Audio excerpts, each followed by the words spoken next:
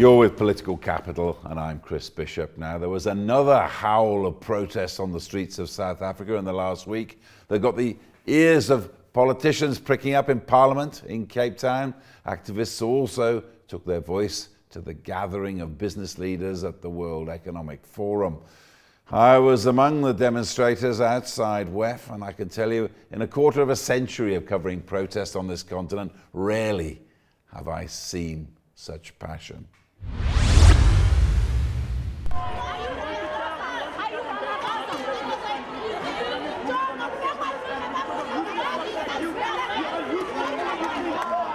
In the last few seconds, there was a tremendous rush behind me. I think there were some articles that have been thrown at the convention centre. As I look back, I could see some debris being thrown over. This has been here for 2-3 hours now. It's a spontaneous march. There's more than 1,000 people here. They've been out here marching, protesting since morning. What it's all about is a protest against violence against women.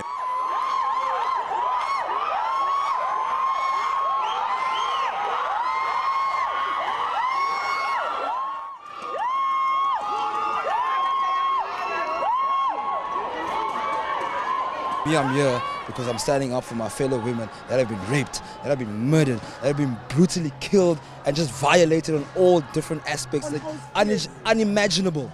We want action. We are tired. The president does not care about us. No one cares about us. Today, the Minister of Police came in and wants to tell us a story about his daughter. We don't care about a story. What are you going to do for us? We're done striking. We're done doing everything. We want action. This country's going to burn. The country must burn. We are done. We want action. It's over. How does an international investment come invest in a country that is unstable? We can say the country is stable to you guys outside the world, but come here. We've got numbers of bodies we're receiving every day.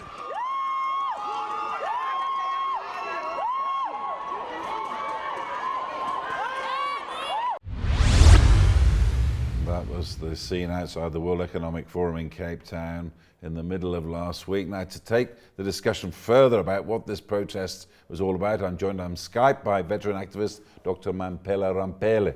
Thank you very much for joining us here. As you probably have been following, as we've all been following in these last months, this kind of protest, I can tell you I've seen nothing like it in a quarter of a century of going protests.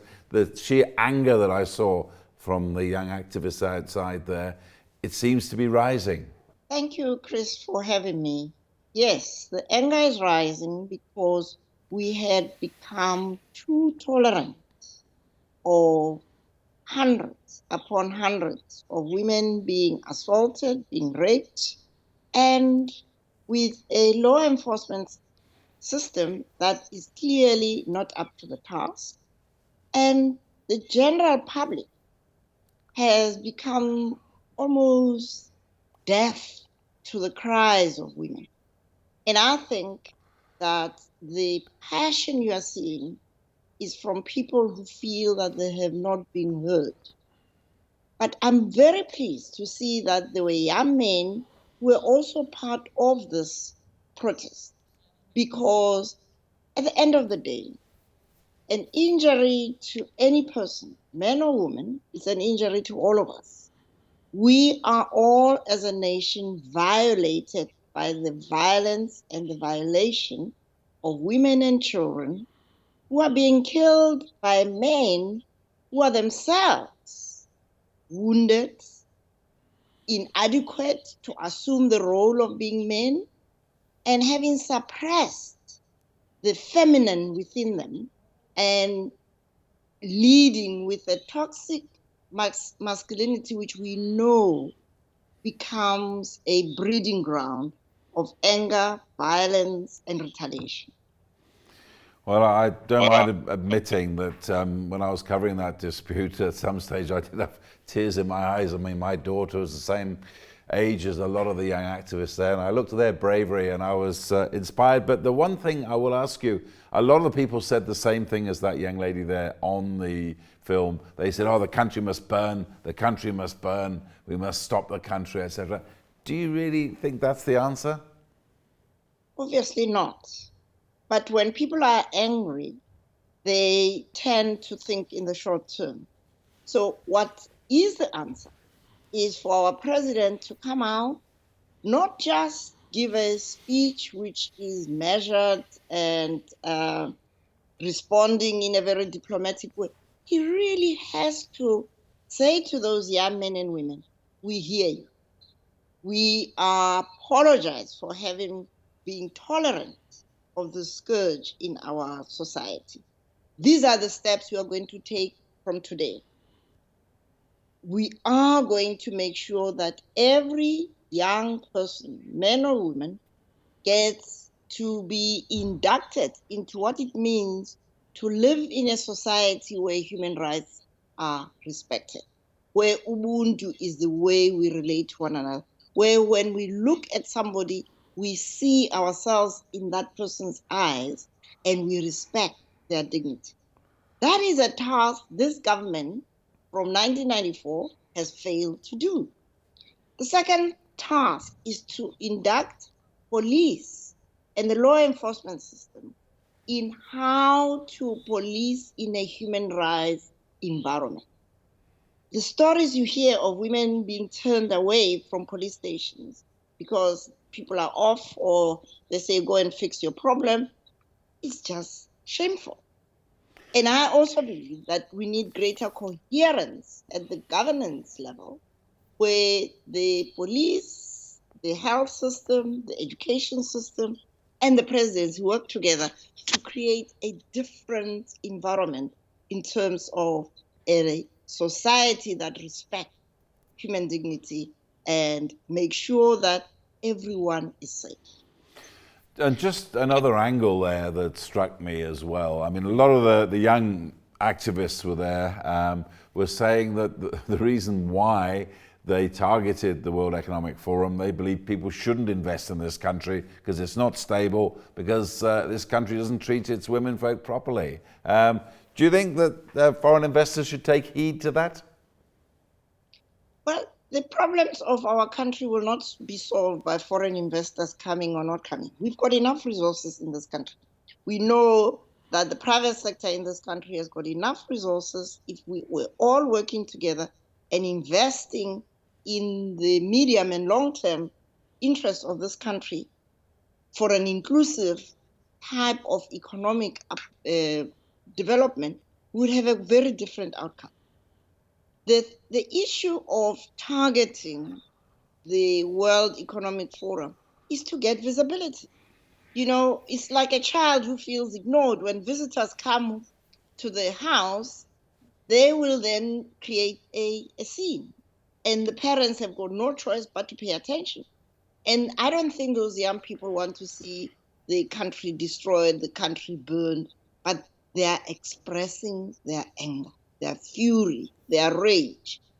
We need to respond as the parents and as citizens with understanding and not just simply promise, but start changing the way we govern this country, the way we bring up children in our homes, the way we work together as a nation to address the wound of gender-based violence, which is in fact a reflection of us not having embraced a human rights culture and Ubuntu culture, which we have signed up on in our constitution.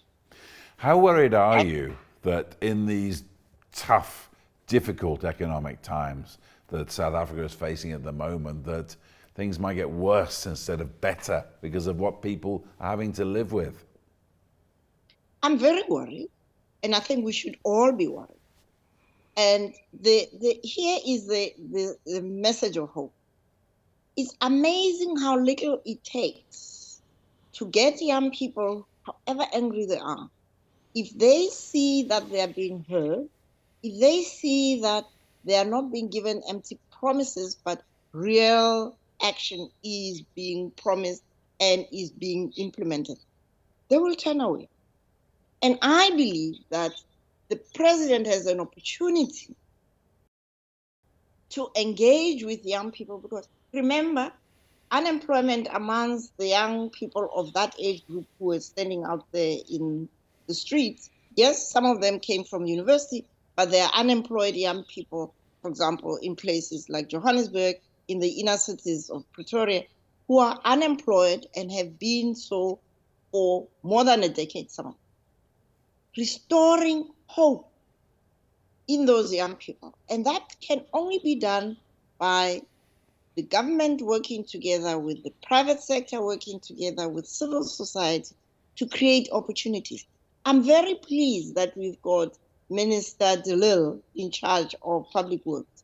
We need to move away from this tender system which has taken away the opportunities of employing young people who will then be put into positions where they can learn basic skills to clean our streets, to make sure that they are part and parcel of the public works programs to build our roads and all of the other public amenities that we need.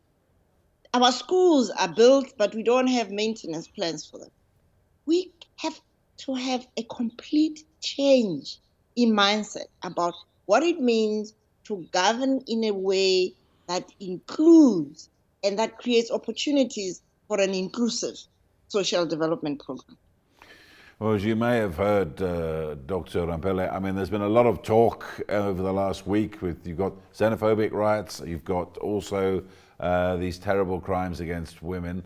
There's been a lot of talk that maybe the system needs to get tougher on criminality and come down harder on people who create these sort of crimes. Well, people are talking about the system being tougher. Must just look at the US. You can't be tougher than the death penalty. Death penalty does not stop crime. What we need is a law enforcement system that is effective in anticipating, detecting, and arresting people who are committing crimes. But the more effective is to create an environment where young people don't have to be desperate enough to loot in order to eat.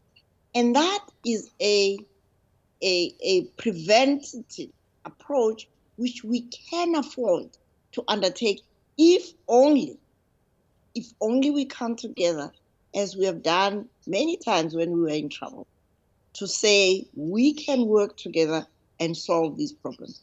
Every one of those young people standing there is yours and my son or daughter. We need to love them into feeling that they as citizens are valued, that someone is addressing their pain of being unemployed and unskilled, and that someone will create an environment where they can have the opportunity to contribute to society. Thank you very much indeed. That's veteran activist Dr. Mamphela Ramphele, who's coming to us live on Skype there. And I'm afraid that's all we've got time for in this edition of Political Capital. We'll be back again next week. From me, Chris Bishop, and the team, it's good night.